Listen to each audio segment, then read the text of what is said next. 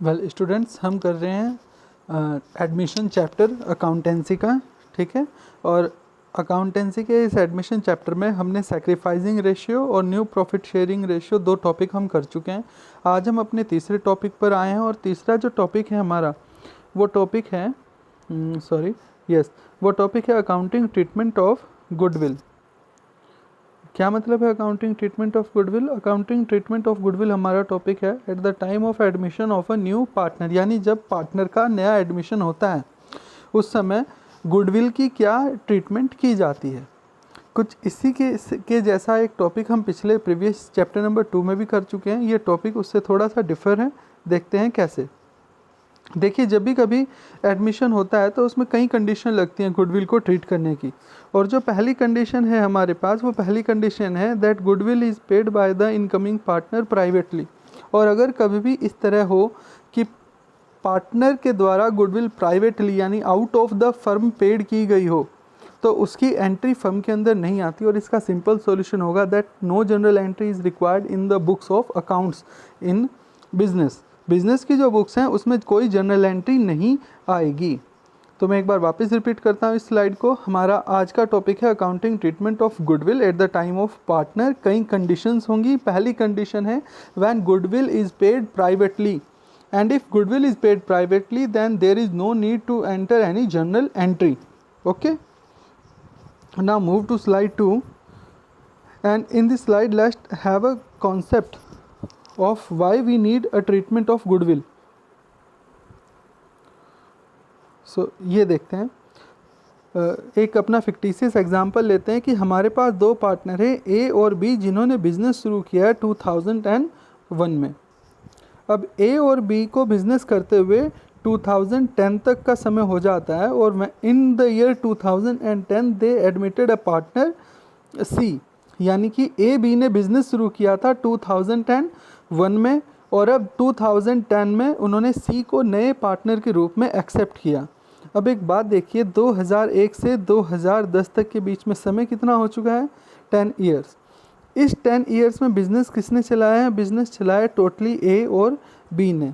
10 साल से अगर बिजनेस चल रहा है तो ये भी श्योर है हम कि बिजनेस ने कुछ ना कुछ गुडविल तो कमाई होगी।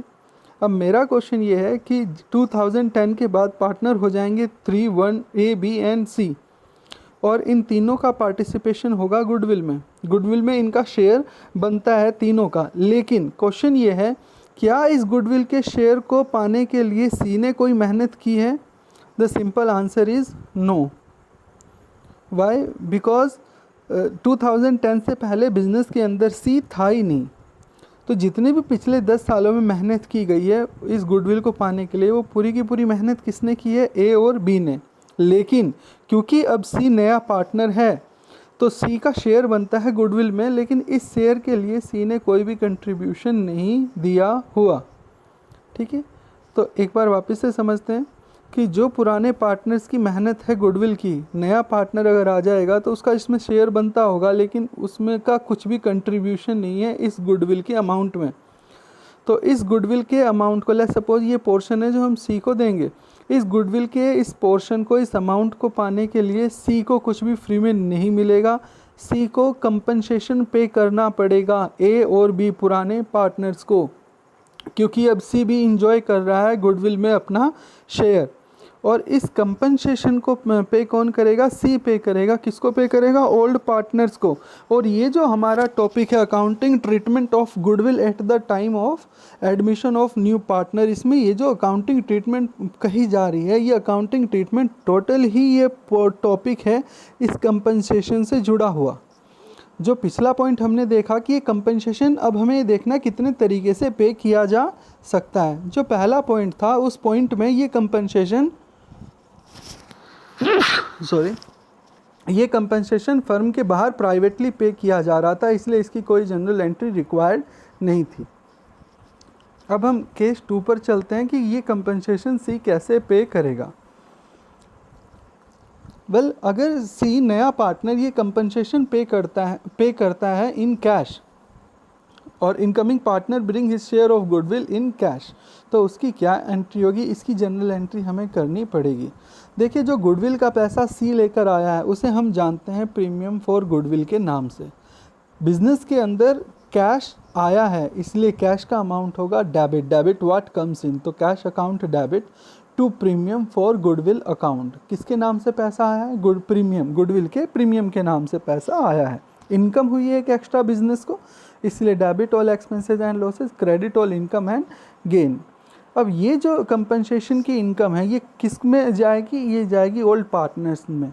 तो हम यहाँ से इस कंपनसेशन को निकालेंगे, तो ये क्रेडिट का अमाउंट हम क्या कर देंगे debit, premium for goodwill account debit, और किसके अकाउंट में चली जाएगी, ओल्ड पार्टनर्स के कैपिटल अकाउंट में, जिससे ओल्ड पार्टनर्स का कैपिटल अकाउंट की अमाउंट बढ़ जाएगा। और बढ़ने से कैपिटल का अमाउंट हम क्या लिखेंगे, क्रेडिट लिखेंगे, क्योंकि कैपिटल का बेस बैलेंस है क्रेडिट, और जब इसके अमाउंट में कुछ इंक्रीज़ होगा तो वो अमाउंट हमारा और क्या हो जाएगा, इंक्रीज़ हो जाएगा, क्रेडिट हो जाएगा। तो दो एंट्रियां हमारे पास आएंगी। पहली एंट्री आएगी कैश को लाने की, cash account debit to premium for goodwill account, और दूसरी एंट्री आएगी प्रीमियम के पैसे को ओल्ड पार्टनर्स की कैपिटल में डिस्ट्रीब्यूट करने की, premium for goodwill account debit to old partners capital account. ठीक है, लेकिन हमें ध्यान रखना है कि जो प्रीमियम का पैसा नया पार्टनर लाएगा वो पुराने पार्टनर को सैक्रिफाइसिंग रेशियो में डिस्ट्रीब्यूट किया जाएगा। तो सैक्रिफाइसिंग रेशियो निकालना बहुत ही ज़रूरी है। ये थी जनरल एंट्री का बेसिक। अब इससे रिलेटेड कुछ क्वेश्चन देखते हैं। आइए, सबसे पहले हमारे पास एक question that A B are partner in a firm sharing profit in 3:4। तो एक बार शॉर्ट में मैं बता देता हूँ। ए बी पार्टनर है, पुरानी रेशियो है 3:4, सी नया पार्टनर आ रहा है 3/10 शेयर के लिए, which he acquire in equal proportion from both of them, जो कि ये जो अपना शेयर है सी एक्वायर करता है, सी प्राप्त करता है, लेता है ए और बी दोनों से इक्वल प्रपोर्शन में। ठीक है, हमें पहले पूछा गया न्यू प्रॉफिट शेयरिंग रेशियो निकालिए। Second point is C bring 42,000 as is premium for of goodwill in cash. तो देखिए कैश में लेकर आया तो अब इसकी एंट्री हमें करनी पड़ेगी। तो पहले अपना P&L की रेशियो निकालते हैं। कैसे होगा इसका सॉल्यूशन, आइए देखते हैं। देखिए सबसे पहले तो ये कि हमारे पास पार्टनर कौन है, ए बी, रेशियो क्या है 3 and 4, सी आया है 3/10 शेयर के लिए, which he acquire from both A and B, वो दोनों से ले रहा है, ए से भी ले रहा है और बी से भी ले रहा है, in the ratio 1:1, equal proportion है तो 1:1 हमने यहाँ पे लिखा है। तो सी अपने शेयर का हाफ लेता है ए से और अपने शेयर का हाफ लेता है बी से। तो ए से कितना लेगा 3/10 का 1/2, और बी से कितना लेगा 3/10 अपने शेयर का हाफ 1/2। ओके, सो सिंपली ए से वो ले रहा है 3/20 और बी से ले रहा है 3/20। तो न्यू शेयर क्या होगा, न्यू शेयर क्या होगा, ए का न्यू शेयर क्या है, ए का पुराना शेयर है 3/7, और उसमें से जितना शेयर उसने सी को दिया है ए ने 3/20 वो हम लेस कर देते हैं। तो लेस करेंगे हमारा आंसर आएगा 39/140। सेम इसी तरह से हम बी का भी अमाउंट निकालेंगे। बी का पुराना शेयर है 4/7 और बी कितना अमाउंट कितना शेयर दे रहा है, ट्रांसफ़र कर रहा है सी को 3/20, तो बी का अमाउंट निकलेगा 59/140। सी का कितना शेयर है 3/10 और डिनोमिनेटर हमें 140 इक्वल करना है, तो 14 न्यूमिनेटर 14 डिनोमिनेटर में मल्टीप्लाई करेंगे, सिंपल हमारा आंसर आएगा 42/140। और न्यू प्रॉफिट शेयरिंग रेशियो हमारे पास आ जाएगी 39:59:42। सैक्रिफाइसिंग रेशियो होगी, इक्वल रेशियो में सैक्रिफाइस कर रहे थे, अपना शेयर दे रहे थे सी को, तो हमारे पास सैक्रिफाइसिंग रेशियो होगी 1:1। अब जनरल एंट्री क्या थी, क्वेश्चन में बताया गया था कि जो सी है वो प्रीमियम फॉर गुडविल के नाम का कैश लेकर आ रहा है 42,000। तो पहले वो कैश लेकर आ रहा है तो एंट्री आएगी cash account debit to premium for goodwill account 42,000 credit. ठीक है, और यही प्रीमियम फॉर गुडविल कहाँ ट्रांसफ़र हो जाएगा, यहाँ से इसे डेबिट करेंगे, ये ट्रांसफ़र हो जाएगा पार्टनर्स के कैपिटल अकाउंट में in equal proportion because sharing ratio is equal. So and what entry we get, premium for goodwill account debit to A's capital account and to B's capital account 21,000 to each. इस तरह से question होगा। Let's do one more question for the practice. Yes, यहाँ पे हमारे पास दो partner हैं के और वाई। क्वेश्चन आप आराम से पढ़िएगा वीडियो को पॉज करके, और जिनकी रेशियो है 3:2। जेड का नया एडमिशन हुआ है और जेड का जो शेयर है वो 1/3 है in profit. Z acquired his share from K and Y, दोनों से शेयर वो ले रहा है in the ratio 2:3। Z bought 80,000 for his capital and 30,000 as a share as premium. तो जेड इस बार कैश में दो चीज़ें लेकर आ रहा है, एक अपनी कैपिटल का अमाउंट और दूसरा अपने गुडविल का अमाउंट जो कि उसके शेयर में बैठता है। ठीक है, तो हमें PSR निकालनी है नहीं, और गुडविल की ट्रीटमेंट एडजस्टमेंट एंट्री पास करनी है। तो देखते हैं कैसे होगा हमारा क्वेश्चन। हमारे पास दो पार्टनर है KY, 3:2 उनकी रेशियो है, 3:2।